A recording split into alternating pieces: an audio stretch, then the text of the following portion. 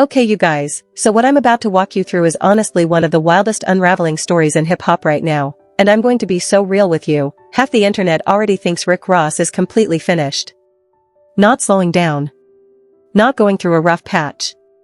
Finished. Because in the last few weeks, Rick Ross has been caught on camera hiding in a commercial airport terminal, he's been accused of icing Rose with fake stones, he's been publicly called broke by 50 Cent, he's been swung on backstage in Drake's hometown, and now he's out here dropping album number 12 titled Set in Stone, telling the world he's the definition of luxury rap, while the same world is basically laughing in his face. And the part that's really got everybody talking, Rick Ross himself just casually confirmed, on camera, that a Google search saying his net worth is $150 million is accurate. His exact response was yeah, that's set in stone, and if you know anything about how public receipts work in this business, that one little sentence may have opened a door he cannot close. Now here's why this matters, and here's why you're going to want to stay locked in until the very end. Rick Ross didn't just stumble into a bad news cycle. What is happening to Rick Ross right now is what happens when a carefully built billionaire boss persona finally gets pressure tested in public, and every single seam starts popping at the same time. The jewelry. The private jet. The Georgia mansion. The correctional officer footage. The Freeway Ricky Ross name lawsuit. The 50 Cent broke rumor. The Drake feud that will not die. The Kendrick Lamar not like us backstage moment. All of it is now colliding in one single week, and by the end of this video, you're going to see exactly why so many people are saying the boss of Miami is not the boss anymore. Let me set the scene for you real quick, because context here is everything.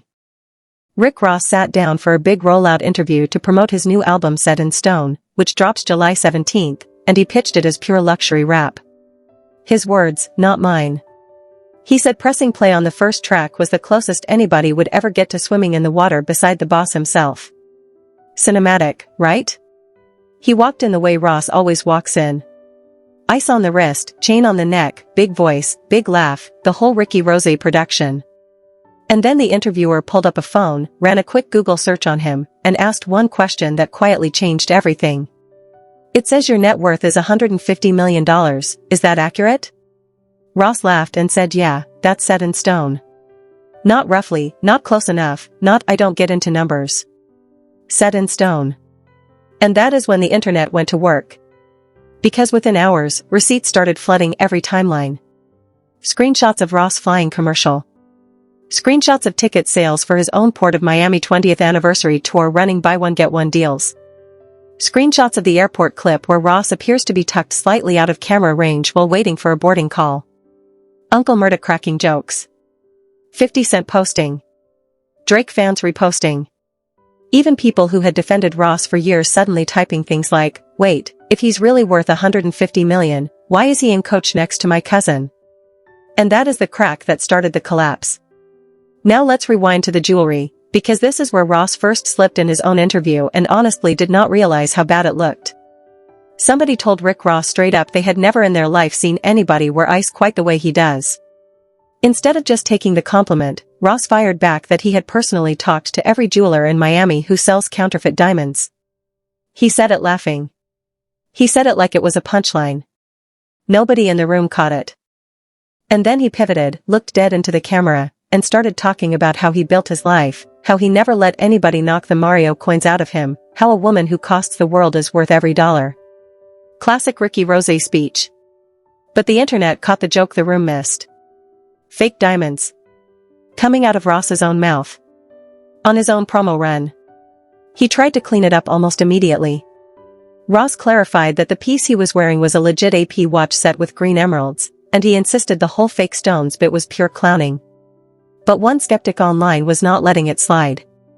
That person claimed the specific watch model Ross had on was only ever produced in two sizes, 37mm and 41mm, that only two real owners of that exact reference exist in the world, and neither one of them is Ross.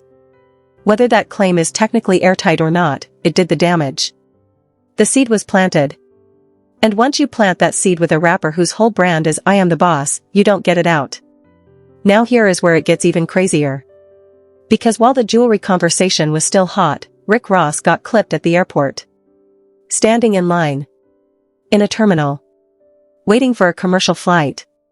And the way the footage was cut, it looked like Ross was trying to angle himself out of frame. Internet did what the internet does.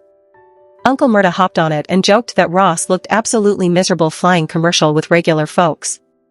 Somebody else pointed out that 50 Cent, given everything else in his own life right now, might not even be in the joking mood to pile on. Fans, meme pages, reaction channels, everybody. "We ain't hiding like Ross in the airport" became the running punchline of the week. Rick Ross handled it exactly how Rick Ross handles everything. He grabbed the mic and turned it into a bit. He said his private jet was in the shop getting a Starlink upgrade. He said he specifically flew commercial to Colombia so he could link up with Trick Daddy. He joked that the second his six-figure private flights are back on, he's popping a bottle of Moscato in the air. It was quick. It was funny. It was Ricky Rossy. But here's the thing. Nobody was really buying it. Because at the exact same moment Ross was telling the world he was worth 9 figures and only flew private on principle, cameras were catching him at boarding gates like everybody else. That is what a credibility crack looks like in real time. And then, right as the airport clip was cooling off, Ross woke up from a nap and announced to his followers that BBL Drizzy had, in his words, told his mother on him. Ross posted about text messages, joked about Cupcake Drake telling his mama he stayed out past curfew, and instructed his DJ to strip Drake's vocals out of Aston Martin music for every future performance. His logic was simple. If the crowd wants Drake's parts, the crowd can sing them themselves. Which, on paper, sounds like a boss move. In reality, it was Ross openly telling the world he could not stop thinking about Drake for one single day. Now if you have not been following the Rick Ross vs. Drake saga, buckle in, because this is where everything really turned. Rick Ross once said publicly, completely unprompted, that Drake was one of his favorite rappers to work with ever. Their entire chemistry produced records that fans still play today, Stay Schemin' being at the top of that list. They wrote out an earlier rough patch back in 2015 during the Drake and Meek Mill situation, since Meek was signed to Ross's Maybach music group at the time. They patched it up. They kept collaborating. They looked untouchable. Then 2024 hit, and the whole thing detonated. When Drake fell out with Future and Metro Boomin, Ross publicly picked a side, and he picked Future and Metro. Everybody read that move the same way. Drake had lost Ross. Drake responded by naming Ross directly on push-ups, dragging the private falling out into a very public rap battle. Ross fired back with champagne moments, packed with direct shots and personal jabs. The friendship was done. The receipts were public. And once you make a rap battle public in 2024, you cannot walk it back. After the smoke cleared and Kendrick Lamar effectively did what Kendrick Lamar did to Drake's public standing, plenty of listeners felt Ross had come out on the winning side, since he was aligned with Future and Metro. You would think Ross would take that win, spike the ball, and move on to the album. Ross did the opposite. Ross kept firing. Weeks turned into months. Months turned into a full year. Ross joked online about the age of Drake's private jet, calling it a 1978 cargo model that was gifted to Drake for free as promotional consideration. He told Drake to be safe up there. He told fans to pray for Drake. He suggested the oxygen masks might not even work. And then, days later, Ross's own private jet reportedly had to make an emergency landing in Dallas. Everybody on board was fine. Ross being Ross, he immediately turned it into content, joked that Drake had personally shot him down like Tom Cruise in Top Gun, described watching Drake's cheeks pull back from the G-force in the cockpit, told his followers, "Come on white boy, we safe." It was funny. It got traction. But underneath the joke, the pattern was becoming impossible to ignore. Every week, another Drake post. Every interview, another Drake reference. Every song rollout, another Drake shot. Fat Joe openly said he did not understand why the tension was still going. And plenty of Ross's own fans started asking the same question in the comments. If you already won, why are you still swinging? When Drake dropped Iceman and appeared to nod at Ross on Make Them Pay, Ross did not just brush it off. Ross went online and read hate comments about the album on camera. He said his own engineer sat through it and described the experience as trauma. He joked his engineer had lost hours of his life he would never get back. He sat down with Fat Joe and Jada Kiss and dragged the conversation back to Drake even when the co-hosts tried to steer it elsewhere. Asked flat out if he considered Drake to be on his level, Ross said no, called Drake a minion, and told anybody confused about that to look closer. Now stay with me, because we still have not even gotten to the 50 Cent chapter, and honestly, that is the one that hurts Ross the most. Rick Ross was asked directly whether things between him and 50 Cent had ever gotten better. His answer was immediate. Nah, homie washed. Never been cool. From day one. Then Ross ran through his standard list of critiques. 50 cannot dress. 50 doesn't own his masters. Eminem and Dr. Dre saved 50's career. Meanwhile, Ross insists he built his entire empire himself through slip and slide, with nobody handing him anything. Ross then mentioned, almost casually, that 50 Cent currently lives in a 2-bedroom apartment, and asked the interviewer what that says about 50. Ross even took a shot at 50's Diddy documentary, claiming that even though it was #1 for weeks, 50 doesn't actually own a percentage of it and just collects a flat fee for his name. Here is the problem. 50 Cent has been playing this exact game for 20 years. And 50 has repeatedly hinted that at one point he sued Ross, that his side won in court, and that when Ross's financials were pulled during the case, Ross was already broke. Ross has never publicly confirmed that number. But the claim has never gone away. And this week, with Ross being caught at the airport, with the jewelry drama flaring back up, with the tour numbers looking soft, that old whisper suddenly sounded a lot louder. Ross is going broke. Ross is in damage control. Ross is scrambling to hold the narrative. That is the sentence being typed in group chats across the country right now. And the deepest wound Ross carries, the one that predates all of this, is the one nobody in his camp can ever fully close. Officer Ricky. From 1995 to 1997, before Ross ever became Ross, William Roberts worked as a corrections officer at the South Florida Reception Center in Dade County. It was after college. He was still trying to break in as a rapper with the Carol City Cartel. When Port of Miami finally exploded and Ross's whole lyrical identity got built around the life of a powerful street boss, that old job became a bomb waiting to detonate. It went off in 2008. A photo surfaced of Ross in his corrections officer uniform. Ross's first response was denial, insisting the image had been doctored. Then the smoking gun published employment records they said matched his identity. Hire dates. Salary. Resignation dates. It was over. From that point forward, the story lived rent-free in every rap conversation about him.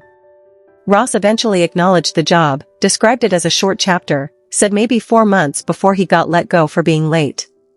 Public records reportedly tell a different story, roughly 18 months of employment, a strong attendance record, hired December 95, resigned 97, at a salary of around $26,000 a year. 50 Cent turned that whole chapter into a franchise. Officer Ricky diss tracks. Photoshops. Skits. Interviews. It never stopped. Gilly the Kid publicly referenced the corrections officer chapter during a 2022 back and forth. And then in 2024, Drake revived the entire thing on push-ups with a line about cuffing somebody's girl like he was Ricky. Fans connected the dot in seconds. Almost 2 decades later, Officer Ricky is still the receipt anybody can reach for when they want to shake the Ross persona. And that is the thing about building a public identity around being a boss of the street. Every past chapter that contradicts it becomes ammunition forever. Then there is the actual name. Rick Ross is not just a stage name Rick Ross made up. It was drawn from a real person. Freeway Ricky Ross. A former drug trafficker who was serving a life sentence when William Roberts adopted the name. Freeway Ricky Ross studied the legal system from inside prison, challenged parts of his own case, got his sentence reduced to 20 years, and was released in 2009 after earning time for good behavior. Once free, he went after the name in court. He filed a $10 million lawsuit in California federal court on June 18, 2010, alleging the stage name violated his rights. 4 years of legal battle. In 2014, the court ultimately ruled in the rapper's favor on First Amendment grounds. Ross won the case. But in the court of public opinion, plenty of people never accepted the verdict. The question of whose life story got borrowed to build a rap empire never fully went away. And I have to be real with you, none of this stopped Ross from building. That is the part that makes this whole story so wild. Even with Officer Ricky. Even with Freeway Ricky Ross. Even with 50 Cent. Even with Drake. Rick Ross kept dropping. Teflon Don in 2010. God Forgives, I Don't in 2012. mastermind in 2014. And behind every album, Ross built Maybach Music Group into a roster with Meek Mill, French Montana, Whale, and Omarion. Outside of music, Ross expanded into beverage partnerships with Luc Belaire and Bumba Rum. He invested in healthcare. He wrote books. He built a franchise portfolio with Checkers, Rallies, and more than 25 Wingstop locations across the Southeast. And then there is the Georgia estate. The Georgia estate deserves its own paragraph.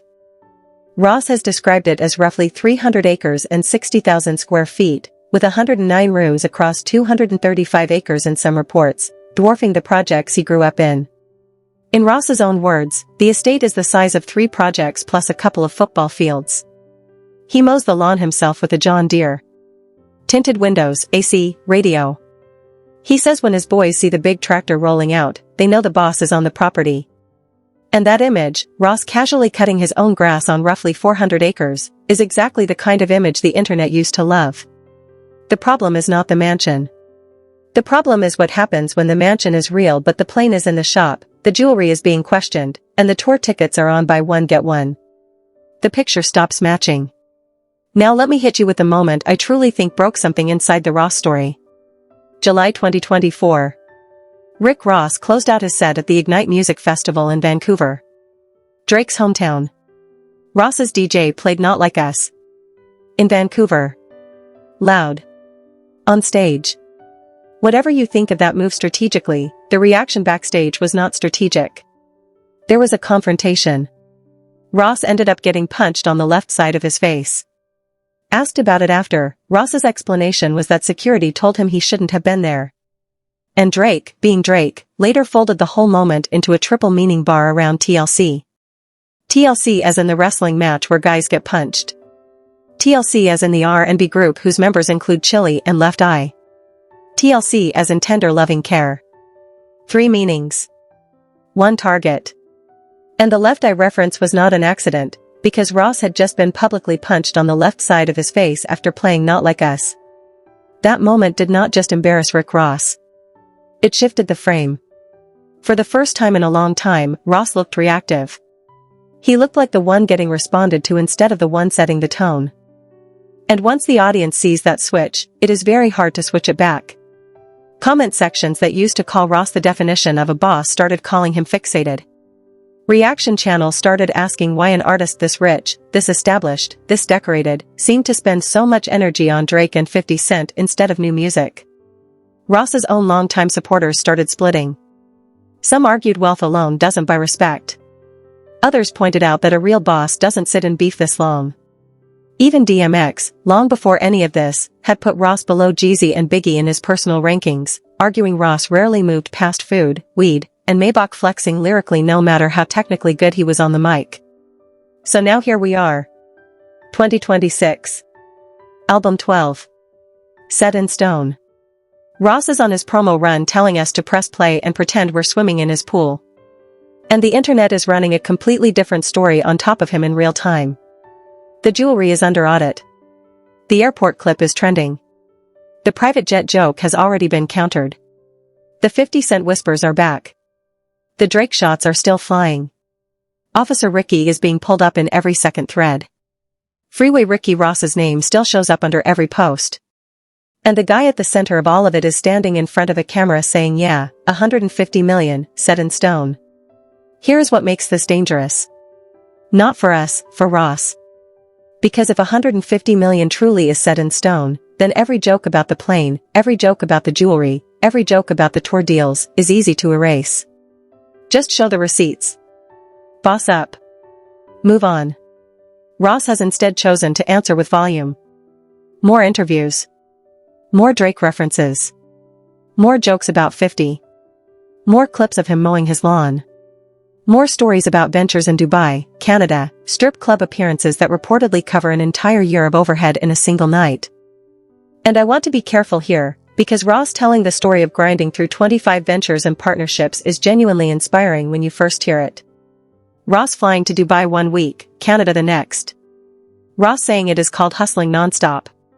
Ross saying he waited more than 20 years before he chartered his first private jet because he wanted to be able to actually buy it. That is real motivation. That is the version of Ross a lot of us grew up rooting for. But motivation and math are two different things. And right now, the internet is doing the math out loud.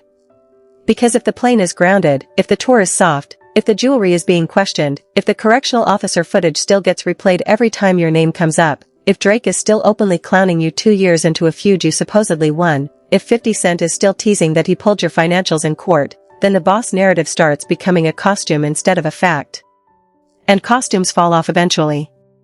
Now let me be clear on one thing, because this matters. Rick Ross is still, statistically, one of the most commercially successful rappers of his generation. 12 albums deep.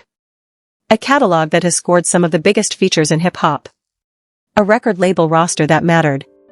Business ventures across food, beverage, real estate, and healthcare.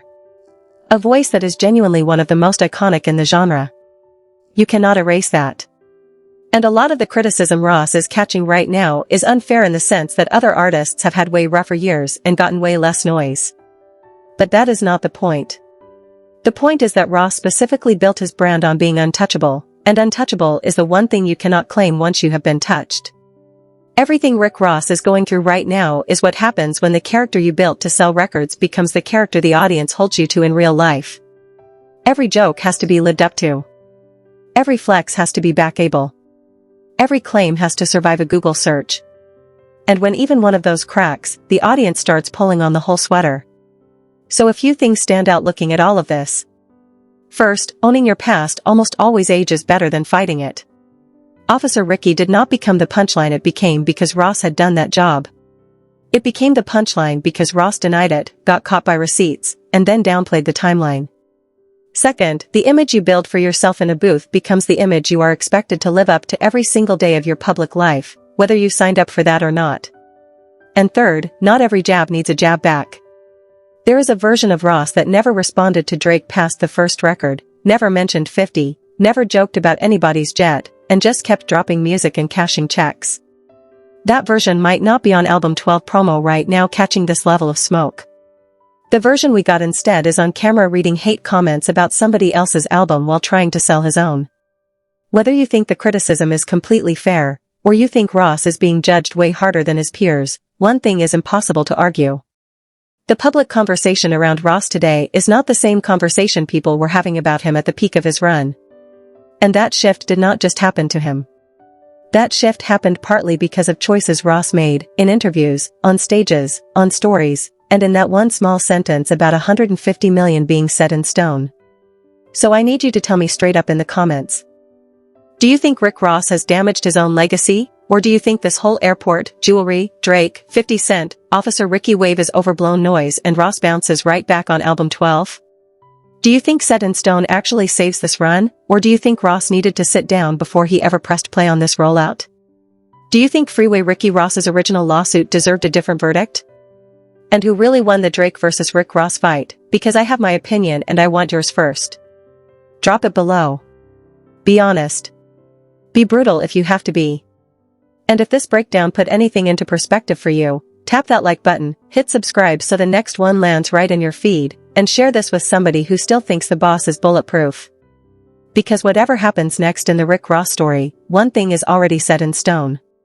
The internet is not letting him rewrite this chapter quietly. And we are going to be right here, watching every single move. I'll talk to you later.